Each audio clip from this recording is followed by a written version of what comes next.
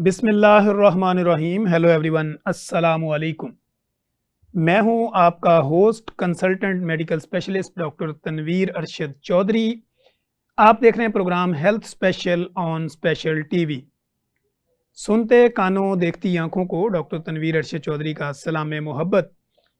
जैसे कि हमारी तमाम व्यूअरशिप और तमाम ऑडियंस जानती है कि हमने हमेशा करंट इशू को टाइटल करने की कोशिश की है।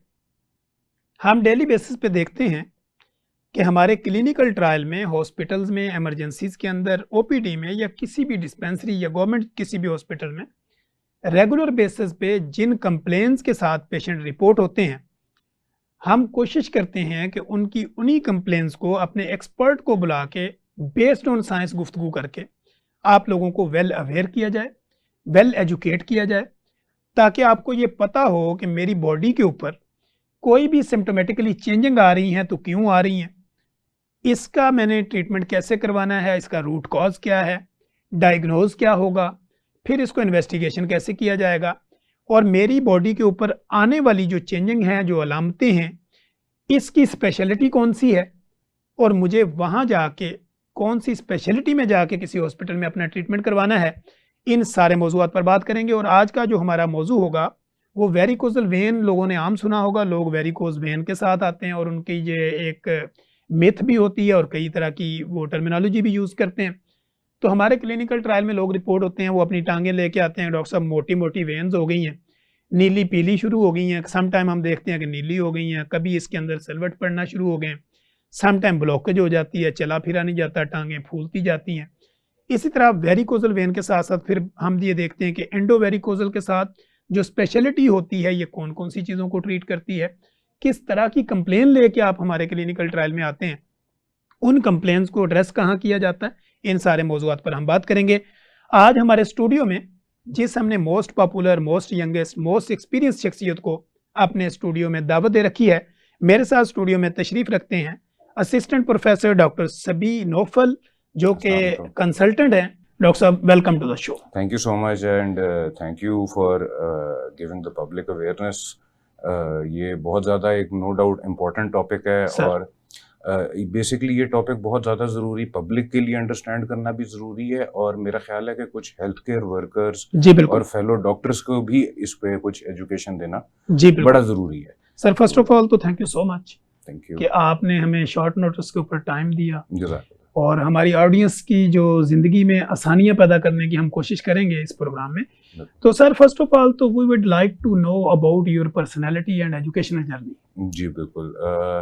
सो बेसिकली मैं एक सिंपल से मिडिल क्लास बैकग्राउंड से हूँ। मैं I have done my education MBBS from army medical college, और इनिशियली फॉर कुछ सालों के लिए मैंने आर्मी में सर्व किया था। तो आर्मी छोड़ने के बाद मैंने अपनी फर्स्ट फेलोशिप की जनरल सर्जरी के अंदर सर, और उसके लिए मैं लाहौर जनरल हॉस्पिटल में काम करता रहा 4-5 साल। फिर मैंने उसके बाद वेस्कुलर सर्जरी में स्पेशलाइज ट्रेनिंग की और उसकी मैंने डिग्री मुकम्मल की सर। और अल्हम्दुलिल्लाह मैं इस वक्त FCPS होल्ड करने वाला वेस्कुलर सर्जरी में लाहौर का पहला कैंडिडेट हूँ, first surgeon to work, proper qualification के साथ टू वर्क इन लाहौर, अल्हम्दुलिल्लाह सर। तो करंटली प्रोफेशनल जर्नी में फर्दर ऑन मैंने सारे मतलब अच्छे टॉप लेवल हॉस्पिटल्स में भी काम करने का मौका मिला है, इंक्लूडिंग लाहौर में PKLI जो कि टॉप लेवल इंस्टीट्यूट है, वहाँ पे मैं कंसल्टेंट पोस्ट रख चुका हूँ सर। तो करंटली मैं शालामार हॉस्पिटल लाहौर के अंदर एज असिस्टेंट प्रोफेसर काम कर रहा हूँ, और वहाँ पे मैं वेस्कुलर सर्जरी, एंडोवेस्कुलर सर्जरी, अपने सारे प्रोसीजर्स वहाँ पे बेहतरीन सर अंजाम दे रहा हूँ सर। अच्छा सर, मैं ये जानना चाहूँगा, हम देखते हैं कि डिफरेंट स्पेशलिटी में लोग जाते हैं अपनी ग्रेजुएशन के बाद। बिल्कुल। तो आपने ये वेस्कुलर सर्जरी को ही क्यों चूज़ किया सर? अच्छा, ये वेरी कॉमनली आस्क्ड क्वेश्चन है मेरे से सर। तो इसमें मतलब मेरा यूजुअली देखें जवाब ये होता है, मेडिकल स्टूडेंट की इमेजिनेशन वहाँ तक होती है जहाँ तक उसने अपनी स्टूडेंट ईयर्स में देखा होता है सर। इसलिए अच्छे अदारों के जो डॉक्टर बने होते हैं उनकी इमेजिनेशन और कहाँ तक पहुँचना है वो ज़रा ऊंचा होता है सर। तो I was lucky with the fact कि मेरे कॉलेज में, आर्मी मेडिकल कॉलेज में जब मैं स्टूडेंट था तो एक वेस्कुलर सर्जरी डिपार्टमेंट वहाँ पे उस वक्त मौजूद था, और उस वक्त UK ट्रेंड स्पेशलिस्ट वहाँ पे थे जो कि आज से 20-22 साल पहले भी काम कर रहे थे। तो चूंकि एक चीज़ मेरे नॉलेज में थी, देखी हुई थी, थोड़ा सा इंटरेस्ट था, and most importantly I felt कि यार इसकी पब्लिक को रिक्वायरमेंट बहुत ज़्यादा है सर। अब जैसे मैंने बताया कि लाहौर में इस वक्त बिल्कुल गिनती के वैस्कुलर सर्जन्स हैं, और अगर उनमें से आप प्रॉपर क्वालिफिकेशन वाले वैस्कुलर सर्जन ढूंढेंगे तो वो शायद मैं एक हाथ पे भी नहीं गिन सकूंगा। बिल्कुल ऐसे ही, और हमारे शो में भी ये फर्स्ट वैस्कुलर सर्जन है जिनको हमने इनवाइट किया। Sir thank you so much, thank you so much. अच्छा सर, अब मैं अगला सवाल ये करूंगा कि जो हमारी पब्लिक है, जी क्योंकि हमने ये देखा कि 70% जो लोग हैं वो तो इतने पढ़े लिखे भी नहीं हैं, बिल्कुल अगर थोड़े से पढ़े लिखे भी हैं तो उनको भी नो इस तरह की नहीं है, वो नो हो नहीं रखते। बिल्कुल। तो वैस्कुलर सर्जरी की डोमेन क्या है, क्राइटेरिया क्या है? हाँ, तो बेसिकली देखें, आप इस चीज को समझें कि खून की रगों की कोई भी बीमारी, सर चाहे वो खून की रग बंद हो गई है, ठीक, खराब हो गई है, फूल गई है या कट गई है, ठीक है, तो वो मेजरली हमारे डोमेन में फॉल करती है। ठीक, इसमें कुछ चंद एक्सेप्शंस हैं जो दिमाग के अंदर की खून की रगें हैं, सर और उसके अलावा जो दिल की और दिल के पास चेस्ट के अंदर की खून की सर। रगें हैं। तो ये वाले एरियाज हैं जो कार्डिक सर्जन और न्यूरो सर्जन यूजुअली ट्रीट करते हैं। इसके अलावा क्षयरग से लेके बाजुओं में, टांगों में, पेट के अंदर, तो इन सारे एरियाज के ब्लड वेसल्स की किसी किस्म की भी जो बीमारी है उसका दवाइयों के ज़रिए इलाज है या ऑपरेशन के ज़रिए इलाज है या कोई स्टेंटिंग का, एंजियोप्लास्टी का या कोई एंडोवेस्कुलर प्रोसीजर का, तो वो सब हमारी डोमेन में बेसिकली फॉल करता है। सर अच्छा सर, ये एंडोवेस्कुलर सर्जन और कार्डियोवेस्कुलर सर्जरी में क्या फ़र्क है? हाँ, ओके। तो cardiovascular surgery is basically concentrated on cardiac surgery ना, सर आप इसको समझ सकते हैं। तो उनका 90 to 95% training is in cardiac surgery and cardiac procedures with 5 to 10% समझ लें overlap on essential life saving और लिम्ब सेविंग वैस्कुलर प्रोसीजर्स। ठीक है, तो लेकिन आप जानते हैं कि दुनिया आजकल ना बिल्कुल स्पेशलाइज्ड दौर की तरफ जाती जा रही है, और जैसा आपने कहा कि बेशक अंडरस्टैंडेबल है, हमारी पॉपुलेशन थोड़ी सी लिटरेसी लेवल कम है, बट डिस्पाइट दैट मेरी ऑब्जर्वेशन रही है कि एक बहुत दूर दराज गांव से भी कोई बंदा आएगा तो वो पूछता है कि यार मैंने मतलब फॉर एग्जांपल पित्ते का ऑपरेशन करवाना है, तो सर वो ये नहीं पूछता कि सर्जन कौन अच्छा है, वो पूछता है यार पित्ते का ऑपरेशन कौन अच्छा करता है। सर ठीक है ना, तो उसके अंदर भी अब ये अवेयरनेस आ गई है कि हर काम का एक अपना एक्सपर्ट है। ऐसे ही सर। तो दैट इज द रीजन एक वैस्कुलर और एंडोवैस्कुलर सर्जन जो प्रॉपरली ट्रेंड होता है वो आपको उसी खून की रग की बीमारी के तमाम तर treatment options in one go देने के पोजीशन में होता है, and that makes him the best person to decide के कौन सा वाला फैक्टर बेहतर है। ठीक है, वरना देखें, पार्शियल ट्रेनिंग में अनफॉर्चुनेटली होगा ये कि जिसको जितना आता होगा वो अपनी नीयत तो ठीक होगी लेकिन उतना ही कर सकेगा जितना उसको आता है, जितना उसकी ट्रेनिंग है। जितनी उसकी ट्रेनिंग है। और फिर हम ये Exactly. देखते हैं कि जितनी अच्छी प्रैक्टिस है आपकी, जितने केस आपने बार बार किए होते हैं, उतना आपका हैंड भी अच्छा होता है। एग्जैक्टली। अच्छा सर, अब जैसे हम देखते हैं कि पब्लिक जानना तो ये चाह रही होती है कि बेसिकली जो प्राइमरी काजेज होती हैं वेरिकोज वेन की, जी, ये क्या होती है और क्यों होती है? अच्छा, वेरिकोज वेन्स की कोई एक सिंगल कॉज नहीं होती है सर ठीक है, लेकिन इसकी मल्टीपल कॉजेज पीछे रिस्क फैक्टर्स होते हैं जो कि कॉमनली पाए जाते हैं इन पेशेंट्स के अंदर। इसमें एक तो देखें, एज के साथ रिलेटेड वेन्स की चेंजेस हो जाती हैं, तो ओल्ड एज पेशेंट्स में ये डेवलप हो सकती हैं। ठीक, इसके अलावा ऐसे मरीज जो ज़्यादा देर खड़े रहते हैं या ज़्यादा देर स्टैटिक बैठे रहते हैं, सर तो सीडेंटरी लाइफस्टाइल या ऑक्यूपेशनल हैजर्ड जिसमें उनकी मजबूरी है दिन में 12 घंटे खड़ा रहना है या डेस्क जॉब है, तो उनके अंदर वेरिकोज वेन्स होने का चांस ज़्यादा हो जाता है। सर फिर एक और कॉमन रिस्क फैक्टर है ओबेसिटी। सो मोटापा, और मोटापे के मरीजों के अंदर भी वेरिकोज वेन ज़्यादा होता है। एंड फाइनली एक पूरा ग्रुप होता है पेशेंट्स का जो हमारी फीमेल्स हैं, वो ड्यूरिंग प्रेगनेंसी फीमेल हार्मोन्स उनकी वेन्स को वीक कर देते हैं। सर तो मल्टीपल प्रेगनेंसीज के बाद अक्सर औकात खवातीन को अंदर भी वेरिकोज वेन्स ये कॉमनली आ जाती हैं। तो इन सारे रिस्क फैक्टर्स में जब हम देखते हैं तो 90% पेशेंट्स के अंदर 2 से 3 फैक्टर पाए जाते हैं जो ये कॉज कर रहे हैं। ठीक है।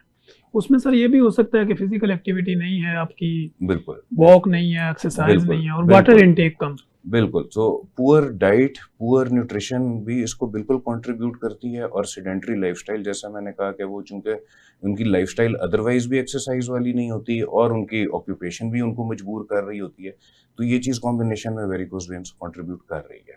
ठीक, और वाटर इनटेक अच्छा रखना होता है इसके अंदर, dietary modifications and having a good healthy diet, ये बहुत ज़्यादा ज़रूरी है खून की रगों की हेल्थ के लिए।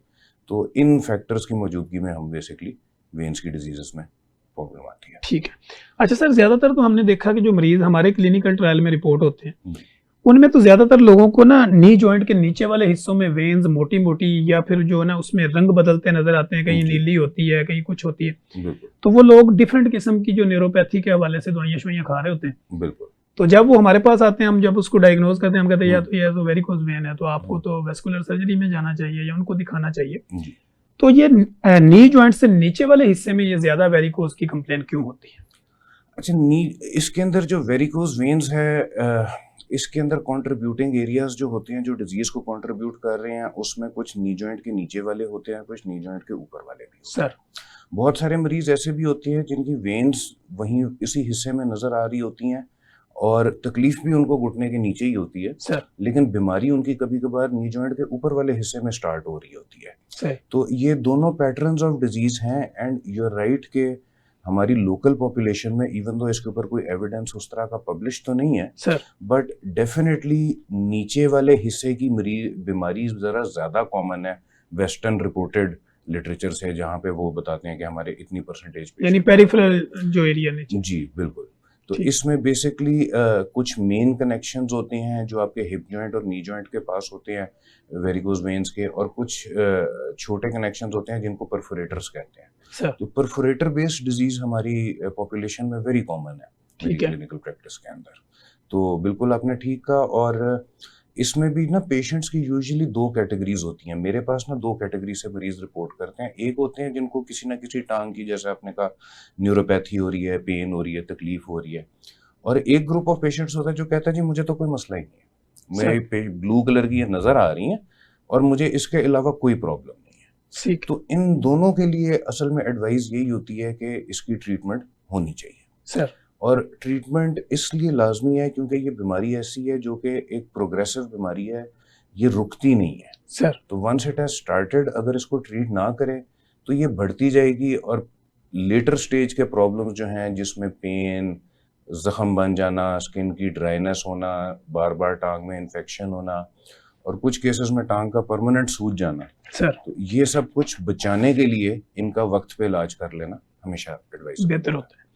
अच्छा सर, लोगों में ना एक मिथ पाई जाती है, वो कहते हैं जी मेरी जो टांगे हैं, बाजू हैं या गर्दन है, समटाइम ऐसे पेशेंट रिपोर्ट होते हैं गुच्छे बने होते हैं उनकी ना, वो जी। कहते हैं जी हमें यहाँ पे गुच्छा बना हुआ है वेन्स का, हम्म, और सम टाइम वो यहाँ से रिलीज होता है और बॉडी के किसी और हिस्से में ट्रेवल करता है। तो ये बिल्कुल कोई ठीक इसमें है। रियलिटी है सर?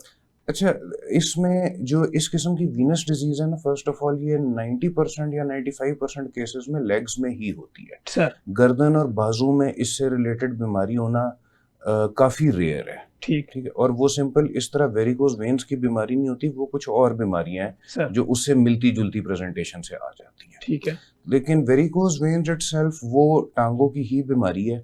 और अक्सर आपके सही कह रहे हैं, मरीज आके मुझे इसी तरह कंप्लेंट्स शो करते हैं और मुझे उनको एड्रेस इसी तरीके से करना पड़ता है कि जी आपकी टांग की ट्रीटमेंट के बाद यहाँ की कंप्लेंट तो सेटल हो जाएगी, सर, गर्दन और बाजू को हम बड़ी इजीली क्लिनिक में अपना अल्ट्रासाउंड करते हैं और उधर देख के हम उनको स्क्रीन दिखा के तसल्ली करा देते हैं कि यहाँ की खून की रगें आपकी ठीक है। ठीक। यूजुअली वो मस्कुलर क्रैम्प्स होते हैं, मस्कुलर वीकनेसेस होती हैं जिनको इरिटेशन कर रही होती हैं पेशेंट्स को, वो फिर फिजियोथेरेपी और उनकी अपनी मैनेजमेंट से बेहतर हो जाती हैं। ठीक है। अच्छा सर, हम डिफरेंट हमने केस ये भी देखे हैं कि लोग के जो अपने प्राइवेट पार्ट्स होते हैं, पिनाइल एरिया जो है, जी, वहां पे भी हमने देखा कि टेस्टिस की वेन्स भी उसी तरह फूलना शुरू हो जाती है या उनके साइज में ऊपर नीचे होती है। तो क्या ये भी जो है वेस्कुलर सर्जन के अंडर आता है? नहीं, not directly but sometimes. Sir, ठीक है। समटाइम्स से मेरा ये मुराद है, ये जो टेस्टिस के अंदर वेन्स आ जाती हैं, इसको वेरिकोसील कहते हैं। ये कभी कभार इसकी जो वजह होती है वो अगर तो देखें नीचे वाले हिस्से में ही है तो वो उसको यूरोलॉजिस्ट बड़े अच्छे तरीके से ट्रीट कर लेते हैं। सर, इनमें से शायद 2 से 3% ऐसे केस होते हैं जो बेसिकली ऊपर गुर्दे की जो ब्लड वेसल है, जहाँ से इनकी वेन्स अराइज कर रही हैं, वो वहाँ पे किसी प्रॉब्लम की वजह से हो रही है। सर, तो फिर अगर वो वाला सिनेरियो हो, फिर हमारे पास ये पेशेंट रेफर किया जाता है और हम उसका उसी सेगमेंट का फिर इलाज करते हैं। ठीक हो गया। अच्छा सर, जैसे तो हमने ये अभी काजेस के ऊपर हमने बात कर ली, जी। अब जब हम इसकी डायग्नोज की तरफ बढ़ते हैं तो डायग्नोसिस में हमारे पास कौन सा ऐसा टूल होता है ब्लड टेस्ट के अलावा कि हम इसको डायग्नोज करने में उसको आसान बना सकते हैं? बिल्कुल। सो डायग्नोसिस फर्स्ट ऑफ ऑल तो क्लिनिकल है, यानी ठीक कि है, डॉक्टर यानी ने फिजिकल अपने एग्जामिनेशन आपने हाँ जी, डॉक्टर ने मुआयने के ज़रिए हमें बताना है कि इसके अंदर वेरिकोज वेन्स है कि नहीं है। सेकंड जो इसके लिए टेस्ट इस क्लिनिकल को सप्लीमेंट करने के लिए वो अल्ट्रासाउंड है। सर। तो अल्ट्रासाउंड के ज़रिए हम सफिशिएंट नॉलेज टांग का हासिल हो जाता है और वेन्स का हासिल हो जाता है। Sir as a vascular surgeon मेरे पास अक्सर औकात कुछ कॉम्प्लेक्स मरीज भी आ जाते हैं, तो शायद उनके 3 से 4% मरीज होते हैं जिनके लिए मुझे खून की रगों का सीटी स्कैन करवाना पड़ता है, ठीक टांग की रगों का। तो वो एक रेयर टेस्ट है। Mostly ultrasound is sufficient for most of the patients. ठीक। तो सर इसमें कोई एक्सरे सिटी स्कैन इसकी कोई ज़रूरत नहीं पेश आती? एक्सरे की तो कोई ज़रूरत नहीं है, लेकिन एक स्पेशल खून की रगों का सीटी स्कैन होता है जो कि कंट्रास्ट के साथ दिया जाता है। तो मैंने बताया वो कुछ रेयर केसेस में 3 से 4% केसेस में जिसमें मेरे लिए अल्ट्रासाउंड एक काफ़ी इंफॉर्मेशन नहीं दे पा रहा, फिर वो करवा लेते हैं। ठीक है। अच्छा सर, ज़्यादातर हमने लोग देखा है वो कहते हैं जी मुझे ना मसल क्रैम्प्स हो जाते हैं, जी कड़ल्लें पड़ जाती हैं, मैं जी, सोई होती हूँ या सोया होता हूँ, बिल्कुल तो उठती हूँ या उठता हूँ तो मेरे से वो बिल्कुल उठा नहीं जाता, कुछ टाइम के लिए मुझे दबाना पड़ता है। तो क्या बिल्कुल वो भी इसी के अंडर कोई बीमारी होती है? जी बिल्कुल। रेस्टलेस लेग सिंड्रोम की आप बात कर रहे हैं। सर तो रेस्टलेस लेग सिंड्रोम के जो है दोनों किस्म की आपकी जो ब्लड वेसल्स हैं जो लेकर आ रही हैं, यानी कि आर्टरीज जो ब्लड लेकर आती हैं और वेन्स जो वापस लेके जा रही हैं, इन सर दोनों की बीमारियों में रेस्टलेस लेग्स होने का डेफिनेटली चांस होता है। ठीक है। और लेकिन उसके अलावा जाहिर है कुछ और रीजंस भी हैं। कुछ दवाइयां हैं जो रेस्टलेस लेग सिंड्रोम कॉज करती हैं, कुछ वो होते हैं कंडीशंस हैं, कुछ बीमारियां हैं, कभी कभार विटामिन डी की कमी की वजह से हो रही होती है। तो इस तरह के मरीज़ हमारे पास जब आते हैं उनका फिर हम एक डिटेल्ड असेसमेंट करते हैं, उनकी सारी दवाइयों को रिव्यू करते हैं, उनकी दोनों तरह के खून की रगों का मुआयना करते हैं, अल्ट्रासाउंड करते हैं, और उसके बाद बहुत सारे मरीज़ों को फिर आराम के ज़रिए दवाइयों के ज़रिए आराम आ जाता है इसके अंदर। ठीक है। जी नाजरीन, कहीं मत जाइएगा, हमारे साथ रहिएगा। यहीं पे वक्त हुआ एक ब्रेक का। ब्रेक के बाद जब आएंगे तो डॉक्टर साहब हमारे साथ मौजूद हैं और मज़े की गुफ्तगू जारी रखेंगे। वेलकम बैक नाजरीन। जैसे कि आप देख रहे हैं कि आज का हमारा प्रोग्राम जो है वो बेसिकली वेस्कुलर सर्जरी के ऊपर हमने फोकस किया हुआ है कि लोगों को वेल अवेयर किया जाए, एजुकेट किया जाए, उनको ये बताया जाए कि उनकी ज़िंदगी में अगर कोई इस तरह के मसाइल आते हैं, किसी जगह पे उनकी आर्टरीज़ में कोई ब्लॉकेज है या वो वेरिकोसल वेन के ज़रिए आपको कोई किसी जगह पे कोई वेन्स के गुच्छे नज़र आते हैं, ब्लॉकेज नज़र आती है या आपकी रंगत चेंज होती है, तो ये कौन सी स्पेशलिटी इसको ट्रीट करती है, इसके रूट काज क्या हो सकते हैं, इन्वेस्टिगेशन क्या है और ट्रीटमेंट क्या होगा, इसके ऊपर हम गुफ्तगू जारी रखे हुए हैं।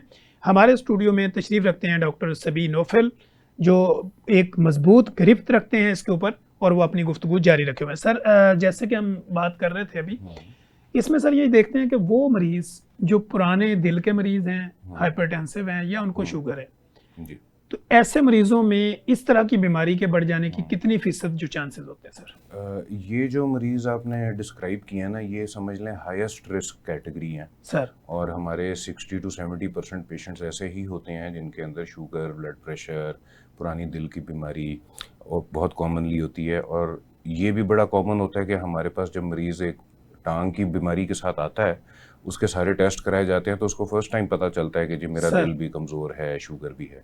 तो इनका बहुत ज़्यादा स्ट्रॉन्ग एसोसिएशन भी है और इन बीमारियों के इलाज में ब्लड वेसल्स का इलाज भी शामिल है। ठीक है। तो बेसिकली आपकी ब्लड वेसल्स तब तक नहीं हेल्दी रह सकती जब तक आपका डायबिटीज़ वेरी वेल कंट्रोल्ड नहीं है, आपके हाइपरटेंशन अच्छा विद इन नॉर्मल रेंज है और आपका दिल का फंक्शन परफेक्टली ऑप्टिमाइज्ड है। अच्छा सर, ये हम देखते हैं कि बढ़ते हुए वजन के साथ सेंट्रल ओबेसिटी लोगों में ज़्यादा आती है। जी तो लोग समझते हैं कि मेरा ओवरऑल मोटापा नहीं है, सेंट्रल ओबेसिटी ज़्यादा है, तो क्या ये भी रूट कॉज बनता है? ये जो सर जो सेंट्रल ओबेसिटी डिस्ट्रीब्यूशन होती है जिन मरीज़ों के अंदर ना सर, ये काफ़ी ज़्यादा हाई रिस्क पेशेंट्स होते हैं, not only for heart disease but also ना हार्ट डिजीज़ के अलावा इनको ब्लड वेसल्स की बीमारी के अंदर भी बहुत ज़्यादा चांस है ओबीस पेशेंट्स के अंदर। सर इनके अंदर कोलेस्ट्रॉल बहुत ज़्यादा हरकत कर रहा होता है ब्लड के अंदर। ये कोलेस्ट्रॉल ही मेन कल्प्रिट है जो कि आपकी प्लाक्स बनाता है जो रुकावट पैदा करता है खून की रगों के अंदर। सर तो obesity control to the extent के मेरे कुछ अगर यंग पेशेंट्स होते हैं तो I have no concerns in advising और recommending them for bariatric surgery, sir जो पेट को छोटा करके वज़न कम करने वाली सर्जरी होती है। तो अगर यंग पेशेंट हो तो उसको इन चीज़ों का बहुत फ़ायदा हो जाता है इससे। ठीक है। अच्छा सर, सेंट्रल ओबेसिटी के बारे में लोग ये कहते हैं कि यहाँ पे जो आपकी हार्मोनल एक्टिविटी हो रही होती है, प्रोडक्शंस हो रही होती है, तो अगर सेंट्रल ओबेसिटी होती है तो वो हार्मोन्स जो यहाँ से जनरेट होते हैं उन्होंने खुद कश जैकेटें पहनी होती है, वो धमाके करते हैं आपके किडनी पे, दूसरी जगह पे। तो क्या ये रियलिटी है? जी बिल्कुल रियलिटी है, और वो एक साइलेंट किलर होते हैं। वो खामोशी के साथ काम करते हैं, अपने असरात बहुत जल्दी नहीं दिखाते। जब असरात नमूदार होना शुरू होते हैं उस वक्त यूजुअली काफ़ी ज़्यादा बीमारी स्टार्ट हो चुकी होती है यूजुअली। ठीक हो गया। अच्छा सर, ये जो खून की नालियों की बंदिश की बीमारियां होती हैं, इसकी कॉम्प्लिकेशंस क्या हो सकती हैं अगर कोई बंदा इसको नेग्लेक्ट करता है?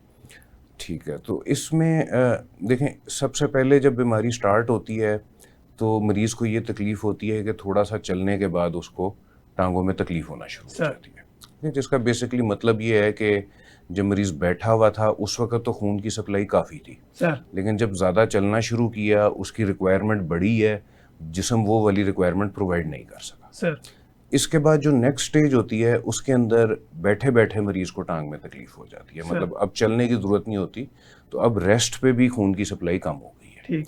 और फर्दर ऑन इसके बाद जो नेक्स्ट स्टेज होती है उसके अंदर हाथ का या टांग का कोई ना कोई हिस्सा ज़ाया होना शुरू हो जाता है। सर, तो आपने कॉमनली देखा होगा कि पाँव की कोई छोटी उंगली काली होके शेड ऑफ हो गई, शुगर के मरीज़ों में ये प्रॉब्लम बड़ी कॉमन है। तो ये सारे पेशेंट्स जो है कैंडिडेट्स होते हैं कि इनकी खून की रगों की आर्टरीज़ की बिल्कुल एक तफसीली वैल्यूएशन होनी चाहिए सर, और उसके अंदर जिस तरीके से भी कुछ केसेस में दवाइयों के ज़रिए, कहीं पे स्टेंट के ज़रिए और कहीं पे बाईपास ऑपरेशन के ज़रिए इनकी ब्लड सप्लाई बढ़ाने की कोशिश करनी चाहिए हमेशा। ठीक हो गया। अच्छा सर, जैसे ही आपने शुगर की बात की तो इसमें हम ये देखते हैं गैंग्रीन आम होती है लोगों में, या डायबिटिक न्यूरोपैथी डेवलप हुई और उसके बाद वो वहाँ पे बॉन्ड बने और पाँव में गैंग्रीन, फिर एम्पुटेशन की तरफ जाना पड़ता है। बिल्कुल। तो वेस्कुलर सर्जरी का एम्पुटेशन में या गैंग्रीन के अंदर क्या रोल है? जी, तो बेसिकली गैंग्रीन देखें हो ही ब्लड सप्लाई की कमी की वजह से। सर, तो द ओनली वे आप इससे बच सकते हो कि टाइम पे इसको असेस करें और टाइम पे इसका इलाज हो जाए। ठीक है। जब बहुत ज़्यादा बीमारी हो चुकी होती है या बहुत ज़्यादा पाँव ज़ाया हो चुका होता है, देखिए जो गैंग्रीन होती है आपने देखा है वो काला हो चुका होता है, वो बेसिकली जिस्म का वो हिस्सा मुर्दा होता है। ऐसे ही। तो मुर्दा चीज़ के अंदर अल्लाह की ज़ात के अलावा कोई जान नहीं डाल सकता, तो वो हिस्सा ज़ाया होता है। उन मरीज़ों के अंदर हमारा ऑब्जेक्टिव ऑफ ट्रीटमेंट अब ये होता है कि जो हिस्सा जा चुका है वो तो ज़ाया है ही, लेकिन जो उससे पीछे वाला हिस्सा है वो भी अक्सर औकात ख़तरे में होता है। ठीक है। तो उस खतरे वाले एरिया को क्लियर किया जाए ताकि मैक्सिमम हम लिम्ब की लेंथ प्रिजर्व कर सकें पेशेंट के लिए। जितनी ज़्यादा लेंथ प्रिजर्व होती है उतना ज़्यादा अच्छा फंक्शन मरीज़ कर सकेगा बाद में अपनी सर्जरी के बाद। अच्छा सर, ये एक हम स्टूडेंट लाइफ से लेके अब तक हम ये डिफरेंट प्रोफेसर से ये बातें सुनते हैं, वो कहते हैं कि जो हिस्सा दिल से जितना ज़्यादा दूर है ना, वहाँ पे खून की सर्कुलेशन उतनी कम होती है। इसको हम अगर लोगों को समझाएं तो किस तरह समझाएं? वो कहते हैं अगर फिजिकल एक्टिविटी नहीं करेंगे तो जो हिस्सा दिल से ज़्यादा दूर होगा वहाँ सप्लाई कम होती जाएगी और न्यूरोपैथी में डेवलप। तो इसको लोगों को समझाने के लिए मैं इस तरह करके उनको समझाता हूँ कि देखें बीमारी तो शुरू हो चुकी होती है जब तक मेरे पास पहुँचते हैं सर। तो मैं उन्हें समझाता हूँ कि देखें अगर आप रेगुलर एक्सरसाइज करेंगे, रेगुलर वॉक करेंगे, तो रेगुलर वॉक करने से आपकी जो छोटी शरेयानियाँ हैं खून की जो पट्ठों को सप्लाई कर रही हैं वो ताकतवर होती जाएंगी। ठीक है। और आहिस्ता आहिस्ता आहिस्ता आहिस्ता वो इतनी ताकतवर हो जाएंगी कि उन्हीं रास्तों से आपका काफ़ी सारा खून पहुँचना शुरू हो जाएगा पाँव तक। ठीक है। तो मैं मरीज़ को समराइज़ करके ये कहता हूँ कि जो आपने मेरे से 2 साल बाद बाईपास का ऑपरेशन करवाना है वो अभी वर्जिश कर लें, वो अल्लाह ताला खुद ब खुद ही कर देगा आपकी टांग के अंदर। ठीक है, यानी जो ब्लॉकेज होगी वो निकल जाएगी। जो ब्लॉकेज होगी उसके गिर्द से एक नया रास्ता बन जाएगा। ठीक है। ठीक है, और वो नया रास्ता अगर मरीज़ की नॉर्मल एक्टिविटी और लाइफ के लिए काफ़ी है तो हमें उस ब्लॉकेज को ज़्यादा ट्रीट करने की ज़रूरत नहीं है। ठीक है।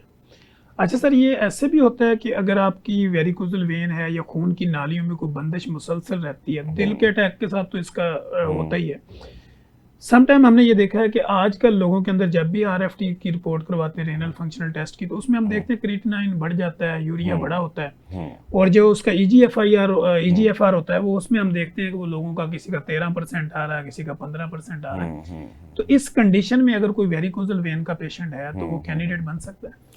हाँ जी, देखिए वेरिकोज वेन्स जो है चूंकि टांग को खतरा नहीं डालता सर, तो मतलब इट्स नॉट अ थ्रेट जिससे टांग को लूज करने का खतरा है। तकलीफ पेशेंट को ज़रूर होती है। तो जब ये कंडीशन पेशेंट की थोड़ी सी स्टेबलाइज हुई भी हो, अगर मरीज इन बीमारियों के साथ स्टेबल है सर, तो फिर तो डेफिनेटली हम वेरिकोज वेन्स का ट्रीटमेंट कर सकते हैं। सर, तो लेकिन इसके साथ मैं एक और बात पॉइंट आउट करना चाहूँगा, आपने चूंकि आरएफटीज वाली बात की और इसकी ना, हमारे यहाँ हमारे डोमेन में बेसिकली बहुत सारे पेशेंट्स ऐसे आते हैं जो उनको किडनी की ब्लड वेसल की बीमारी होती है, और मोस्ट कॉमनली ये वो मरीज़ होते हैं जो कई ब्लड प्रेशर की दवाइयाँ खा रहे होते हैं, 3 4 दवाइयाँ खा रहे होते हैं और उनका ब्लड प्रेशर कंट्रोल नहीं हो रहा होता। ये वो मरीज़ होते हैं जो आमतौर पे रीनल आर्टरी की तंगी की वजह से होते हैं। ये पेशेंट्स बड़े अच्छे से ट्रीट हो सकते हैं अगर सही वक्त पे आ जाए, और अनफॉर्चुनेटली मैंने मेजॉरिटी इस तरह के पेशेंट्स को तब टैकल किया जब वो ट्रांसप्लांट करवा रहे होते थे। तो इट्स अनफॉर्चुनेट ये चीज़ें कुछ हमारी, चूँकि मैंने बताया वैस्कुलर सर्जन्स यहाँ पे अवेलेबल नहीं थे, तो उनकी यूटिलाइजेशन की सही अवेयरनेस नहीं हो सकी, और लोगों को आदत नहीं है इन चीज़ों को सही वक्त पे पकड़ के सही वक्त पे आइडेंटिफाई करें और उसको रेफ़र करें। तो ये वाले पेशेंट्स भी बहुत ज़्यादा, जो आरएफटीज जिनके ख़राब हो रहे होते हैं, तो उनकी भी एक रीनल आर्टरी का डॉपलर करवा के तो हम उन पेशेंट्स आइडेंटिफाई कर सकते हैं और मरीजों की बहुत सारी बेहतरी उसमें उनको भी प्रोवाइड कर सकते हैं। ठीक है। अच्छा सर, जैसे कि हम देखते हैं कि जनरल सर्जरी की डोमेन में हम देखते हैं लोगों को अपेंडिक्स वगैरह पहले होती थी, हल्का सा पेन होता है, बगैर किसी डायग्नोज के वो फौरी अपेंडिक्स निकाल देते थे। अगर लोअर एब्डोमिनल पेन मुसलसल रहता है तो वेस्कुलर सर्जरी में उसको चेक किया जा सकता है? Lower abdominal pain in females, ठीक है, ख़वातीन की कुछ मखसूस ऐसी बीमारियां डेफिनेटली हैं जो कि मल्टीपल प्रेगनेंसीज के बाद कंपाउंड हो जाती हैं सर, उनके अंदर हम कंसिडर बिल्कुल कर सकते हैं। ठीक है, उसमें वैस्कुलर कॉजेज होती हैं और यूजुअली उनको आइडेंटिफाई करना पहले बड़ा आसान है, उनके यूरिन के टेस्ट के अंदर ब्लड आना शुरू हो जाता है। सर, तो अगर हम उसका टेस्ट करवाएं और उसमें ब्लड पॉजिटिव आ रहा है और इसके अलावा कोई और तकलीफ या उसकी वजह नहीं नज़र आ रही, तो वो डेफिनेटली वैस्कुलर रीज़न हो सकती है, उसको एवेलुएट करना चाहिए। अच्छा, दूसरा सर, ये जैसे खवातीन की आपने बात की, तो पीसीओएस तो पीसीओडी के साथ भी लोग ये कहते हैं कि जी मेरा जो है ना लोअर बेली फैट भी बढ़ा हुआ है और पेन भी मुझे मुसलसल रहता है, तो इसमें कोई रियलिटी होती है इनके साथ? पीसीओडी वाली बीमारी के साथ इस तरह वेन्स वाली बीमारी की कम कोई सिग्निफिकेंस नहीं है। ठीक हो गया। अच्छा सर, ये खून की नालियों की बंदिश के हवाले से अगर कोई बंदा हमारे इस प्रोग्राम को सुन के वो सेल्फ कोई इसकी इन्वेस्टिगेशन करवाना चाहे तो वो कौन से टेस्ट करवा सकता है? ठीक है, तो इसमें सबसे पहले ज़रूरी सवाल ये है कि कौन से मरीज़ को ज़रूरी है कि वो टेस्ट करवाए ना। तो इसके ऊपर कुछ हमें गाइडलाइंस अमेरिकन हार्ट एसोसिएशन ने दी हुई हैं। तो वो कहते हैं कि any patient who is more than 45 years of age और smoking, diabetes, hypertension, heart disease, इनमें से कोई भी एक रिस्क फैक्टर अगर है तो उस मरीज़ को 10 साल में एक दफ़ा एक अल्ट्रासाउंड के ज़रिए अपनी खून की रगों की वैल्यूएशन करवा लेनी चाहिए। ठीक है, तो कोई भी पेशेंट अगर करवाना चाहे तो एक अच्छे वैस्कुलर सर्जन को अपने इर्द गिर्द आप विज़िट कर सकते हैं और हम उसको एक क्लिनिक सेटिंग में ही अल्ट्रासाउंड के ज़रिए शहरग को, टांगों को, बाजुओं को, जो इम्पोर्टेंट एरियाज़ हैं उसको हम स्क्रीन आउट कर सकते हैं ईजिली। ठीक होगा सर। एक आम आदमी जो होता है उसको कब ये पता चलना शुरू होता है मेरी खून की नालियों में कोई बंदिश हो रही है? आम आदमी को देखें तभी पता चलता है जब मैंने बताया कि मरीज़ चलना शुरू करता है और उसकी टांगों में क्रैम्प्स होना शुरू हो जाते हैं। अब एक सैड रियलिटी ये है कि मेरे पास जब पेशेंट्स पहुंचते हैं ना तो 90% ऑफ देम वो बहुत सारे डॉक्टर्स को, पहले अपने लोकल डॉक्टर्स को चेक करवाते हैं, वो अपने पेन किलर, कुछ मल्टीवाइटामिन इस तरह की चीज़ें देते हैं, फिर वो और ऊपर जाते हैं, लोकल में किसी हड्डी वाले डॉक्टर को दिखाते हैं, फिर वो अक्सर औक़ात स्पाइन वाले डॉक्टर्स को दिखाते हैं। तो जो कंप्लेन्स है वो तकलीफ़ है बेसिकली टांग में सर, ठीक है, और दूसरी कंप्लेन है वो जो हिस्से काले होना शुरू हो रहे थे।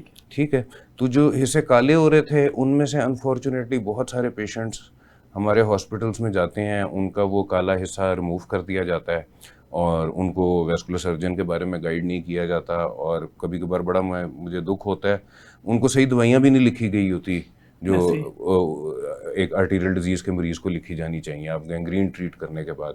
तो ये चीज़ें कुछ हमारी लैक ऑफ अवेयरनेस और स्पेशलिटी को डेवलप ना होने की वजह से ये लैक्स हैं, बट इंशाल्लाह in the next few years ये चीज़ें आपको बिल्कुल चेंज होती हुई नज़र आ रही हैं और लोगों के अंदर अवेयरनेस आ रहा है आहिस्ता आहिस्ता। जी बिल्कुल ऐसे ही। अच्छा सर, सेल्फ मेडिकेशन में पेन किलर्स का बेदरेग इस्तेमाल वो खून की नालियों में बंदिश की काज बन सकता है? देखिए, खून की नालियों को बंद तो नहीं वो कर सकता, लेकिन उसके अलावा बहुत सारे नुकसान कर सकता है। ठीक है। और मेरे पेशेंट्स बहुत कॉमनली 5-5, 6-6, 8-8 पेन किलर्स उनके पास यूँ करके ना बैग में साथ पड़े होते हैं अक्सर औकात, और वो दिखाते हैं कि जी कौन से वाला हम खाएं। तो पेन किलर देखें, कम से कम यूज़ ऑब्वियसली इज़ रिकमेंडेड, क्योंकि उसका स्टमक और किडनी के ऊपर बहुत ज़्यादा इफेक्ट है इन द शॉर्ट टर्म। और पेशेंट्स को यूजुअली मैं एडवाइज़ ये करता हूँ कि आप मल्टीविटामिन्स के साथ, फिजियोथेरेपी के साथ, मालिश के साथ, इन चीज़ों के साथ कोशिश करें पेन को मैनेज करें, और शदीद दर्द की सूरत में कभी कभार दर्द की गोली ज़रूर इस्तेमाल कर लें। ठीक हो गया। अच्छा सर, वो लोग जो रेगुलर बेस के ऊपर कोलेस्ट्रॉल की दवाइयाँ खाते हैं, यूरिक एसिड की दवाइयाँ खाते हैं, तो उनका क्या ऐसा सिलसिला होता है कि वो कौन सी ऐसी डाइट रखें अपनी कि जिससे वो अपनी खून की नालियों की बंदिश, वेरिकोजल वेन या इस तरह के मसल क्रैम्प्स, रेस्टलेसनेस से बच सकें? बिल्कुल। देखें, जो हेल्दी डाइट के कंपोनेंट्स हैं ना, वो बड़े सिंपल हैं। हमने प्रोटीन्स, कार्बोहाइड्रेट्स और फैट्स सही रेशियोज़ में करना होता है। तो हेल्दी एक आसान गाइडलाइन अगर हमने मरीज़ को देनी है ना, तो आप चीज़ को देखें, अगर तो वो फैक्ट्री में बनी है तो वो शायद कोई बहुत हेल्दी नहीं है, और अगर वो नेचुरल रिसोर्सेज से आई है, किसी जानवर का मीट है, कोई सब्ज़ी है, फल है, ये सारी चीज़ें हेल्दी कैटेगरी में आती हैं। तो इनके सही रेशोज़ होने चाहिए, किसी भी एक चीज़ की बहुत ज़्यादा एक्सेस हेल्दी नहीं रहती। तो रेड मीट को अवॉइड करते रहें, प्रोसेस्ड मीट को, और प्रोसेस्ड जितने भी ये कैंड फूड्स और पैकेट्स होते हैं, तो इन चीज़ों को जितना ज़्यादा वो रिड्यूस रखेंगे तो इंशाल्लाह ताला उनकी हेल्दी वेसल्स की तरफ हेल्थ ठीक रहेगी। ठीक हो गया। अच्छा सर, हम ये देखते हैं कि लोगों को ना कार्डियक अरेस्ट भी बहुत हो रहे हैं, अचानक से एमआई की भी कंप्लेंट्स बहुत ज़्यादा हो रही हैं, तो इसकी बेसिकली क्या वजूहात होती हैं और लोग अपने आप को प्रिवेंट कैसे कर सकते हैं इससे? इसके अंदर जो है ना, जो कॉमन रिस्क फैक्टर्स हैं उसमें smoking, hypertension, diabetes mellitus, family history का बड़ा स्ट्रॉन्ग रोल है, अगर प्रीवियसली किसी फैमिली मेम्बर को हार्ट अटैक हुआ हुआ है, और फाइनली कुछ पर्सनैलिटी टाइप्स होती हैं जिनके अंदर जो ज़्यादा जल्दी एंक्शस हो जाते हैं, ज़्यादा परेशान हो जाते हैं, ज़्यादा गुस्से वाले पर्सनैलिटीज़ होते हैं। ये सारे वो पेशेंट्स हैं जो कि एट हायर रिस्क है for cardiac disease, and not only cardiac disease, blood vessel disease all over the body. ठीक है। और यू आर एब्सोल्युटली राइट कि आजकल के दौर में बहुत यंग पेशेंट्स को हम लोग देखना शुरू हो गए हैं, 20s में, 30s में। आज मॉर्निंग में आई थिंक मैंने एक 28 ईयर ओल्ड खातून की बाजू की खून की बंदिश की इलाज किया है ना। तो ये चीज़ें यंगर पॉपुलेशन में बिल्कुल आना शुरू हो गई हैं। इसके लिए उनको हेल्दी लाइफस्टाइल अडॉप्ट करना बहुत ज़्यादा ज़रूरी है। हेल्दी लाइफस्टाइल के अंदर डाइट और एक्सरसाइज दोनों का रोल है, वेट मैनेजमेंट का बहुत ज़्यादा रोल है। With regards to exercise, it is recommended कि आपका पूरे हफ्ते में कम से कम 150 मिनट की एक्सरसाइज होनी चाहिए, जो अमेरिकन हार्ट एसोसिएशन रिकमेंड करती है। अगर आप एक नॉर्मल एक्टिविटी कर रहे हैं, अगर कोई बहुत सवेयर हैवी एक्सरसाइज करते हैं फिर कुछ देर कम हो सकती है, तो लेकिन इतने मिनिमम स्टैंडर्ड्स पूरे करके आप अपने हेल्थ को डेफिनेटली प्रोलॉन्ग कर सकते हैं। सर पैरालाइज फालिज वाले जो मरीज होते हैं, क्या वो वेस्कुलर सर्जन की डोमेन में आते हैं या नहीं? फालिज वाले जो मरीज़ होते हैं, उनके जिन मरीज़ों को फॉलेज हो रहा है ना, उनमें से 30 से 33% ऐसे मरीज़ होते हैं जिनकी शह रग के अंदर एक क्लॉट पड़ा हुआ होता है सर, और उनको तफसीली चेकअप के बाद असर्टन किया जाता है कि ये शह रग का क्लॉट कहीं कतरे क्लॉट के छोटे ज़र्रे तोड़ के दिमाग में फालिज कॉज तो नहीं कर रहा। तो उन मरीज़ों को लिए यस, कैरोटिड आर्टरी के अंदर, शह रग के अंदर स्टेंट भी डिप्लॉय करने की ऑप्शन होती है, और सर्जरी की ऑप्शन भी होती है जिसमें सर्जरी के ज़रिए ये क्लॉट रिमूव कर दिया जाता है। तो ये दोनों प्रोसीजर्स डेफिनेटली हमारे यहाँ किए जाते हैं और फालिज के मरीज़ों को बहुत ज़्यादा एडवांटेज होता है। इसकी रीज़न ये है कि एनी पेशेंट जिसको एक दफ़ा एक छोटा फालिज का अटैक हुआ है, उसको बहुत ज़्यादा चांस है कि उसको सेकंड अटैक भी हो, और बहुत ज़्यादा चांस है कि वो सेकंड अटैक इस दफ़ा एक बड़ा अटैक हो।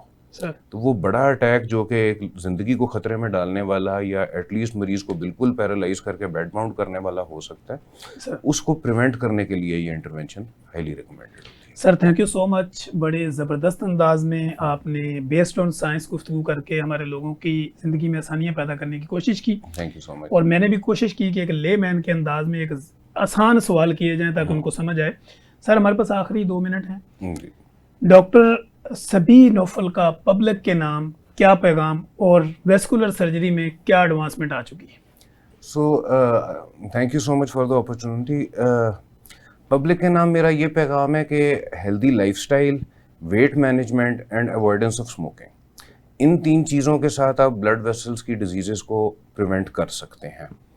लाइफस्टाइल मॉडिफिकेशंस के ज़रिए ये बीमारियां बहुत अच्छे से ट्रीट हो जाती हैं अगर सही वक्त पे की जाए और सही वक्त पे इनका एडवाइस ली जाए, ठीक है। और with regards to modern advancements, इस वक्त दुनिया के जो लेटेस्ट टेक्निक्स हैं जिसमें बग़ैर किसी कट लगाए, बग़ैर किसी टांका लगाए हम ब्लड वेसल्स के ऑपरेशन कर लेते हैं, किसी छोटी सी डिवाइस एक कोने से खून की रग के अंदर एंटर करते हैं और उसी के ज़रिए हम सारा का सारा इलाज कर लेते हैं। तो ये तमाम तर फैसिलिटीज़ हम लोग प्रोवाइड कर रहे हैं शालामार हॉस्पिटल लाहौर में। वहाँ पे आप मेरे डेज़ मंडे, वेडनेसडे और फ्राइडे को विज़िट कर सकते हैं और इजीली आप अपने आपको चेकअप करवा सकते हैं। Thank you so much sir. जी नाज़रीन, आपने देखा कि खून की नालियों की बंदिश के हवाले से अगर कोई बीमारियां हैं, वेरिकोज़ल वेन की बीमारियां हैं, या अगर आपको ये लगता है कि आपके हाथ पांव सुन्न होते हैं, उनमें जलन होती है, बर्निंग होती है, कुछ फीलिंग्स नहीं आ रही होती, या मसल क्रैम्प्स होते हैं, या आपको कड़लें पड़ती हैं, खलियाँ पड़ जाती हैं, ये सारी वो बीमारियां हैं जो एक वेस्कुलर सर्जरी के डिपार्टमेंट में आती हैं और इनकी स्पेशलिटी जो है वो उसको डील करती है। अगर आपको इससे मुतल्लिका किसी भी तरह की कोई इन्फॉर्मेशन चाहिए हो, किसी भी तरह का कोई सवाल व जवाब आप हमसे करना चाह रहे हो, तो आप इस प्रोग्राम के नीचे कमेंट बॉक्स में आएँ। जब आप कमेंट बॉक्स में आते हैं, मैं हमेशा ये कहता हूँ कि नेगेटिव लिखें या पॉजिटिव लिखें, लेकिन ज़रूर लिखें। जब आप लिखते हैं तो हमारी रीच बढ़ती है, जब रीच बढ़ती है तो हमें अगला प्रोग्राम करने में आसानी होती है और हम आपके वो कमेंट्स को देखते हुए अगले प्रोग्राम को डिज़ाइन करते हैं और आपके जहनों के अंदर उठने वाले जो सवालात होते हैं, ख्यालात होते हैं, जब आप उनकी अक्कासी करते हैं थ्रू कमेंट, तो हम कोशिश करते हैं कि अपने स्पेशलिस्ट को बुला के, अपने एक एक्सपर्ट को बुला के बेस्ड ऑन साइंस गुफ्तगू करके आप लोगों की ज़िंदगियों में आसानियाँ पैदा करने की भरपूर कोशिश करें। मुझे, मेरे गेस्ट और मेरी प्रोडक्शन टीम को इजाज़त दीजिए। हम दोबारा एक नए प्रोग्राम के साथ, नए सवालों जवाब, नई क्यूरी, नई थ्योरी और नए सवालों के साथ दोबारा हाजिर होंगे। तब तक के लिए इजाज़त दीजिए। अल्लाह हाफिज़।